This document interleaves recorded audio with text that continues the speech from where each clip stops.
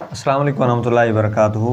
مفتی صاحب کی بارگاہ میں سوال عرض ہے کہ عورت پر غسل لازم تھا تو اس حالت میں اپنے بچے کو دودھ پلا سکتی ہے کہ یا نہیں؟ بالکل پلا سکتی ہے، کیونکہ دودھ جو ہے وہ اس کے جسم کے اندر جو موجود ہے وہ ناپاک، غسل لازم ہونے کی وجہ سے وہ ناپاک نہیں ہو گیا۔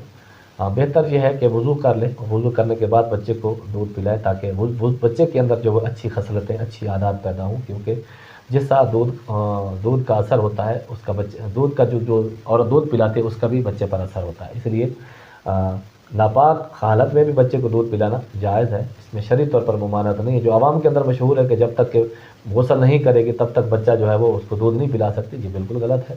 بچے کو دودھ پلانا، بچے کے جو دودھ ہے اس کے اندر تو کوئی ناپاکی شامل نہیں ہوئی، جو ناپاک ہوئی ہے تو یہ ناپاکی حکمی ہے، حقیقتاً ظاہری طور پر کوئی جسم کے اوپر ناپاکی یا نجاست نہیں لگی، وہ ایک مخصوص حصے پر لگی ہے تو وہ اس کا دھو دینا ہی کافی ہے، تو وہ ظاہری نجاست ختم ہو جائے گی۔ باقی ہے اللہ کا حکم کہ پورے جسم میں ایک لذت اٹھائی ہے تو اس کے لیے پورے جسم کا دھونا ضروری ہے، اس لیے اس کو غسل کہتے ہیں۔ تو غسل سے پہلے بھی بچے کو اگر دودھ پلانے کی ضرورت ہو تو عورت اپنے بچے کو دودھ پلا سکتی ہے، شرعی طور پر اس میں کوئی ممانعت نہیں ہے۔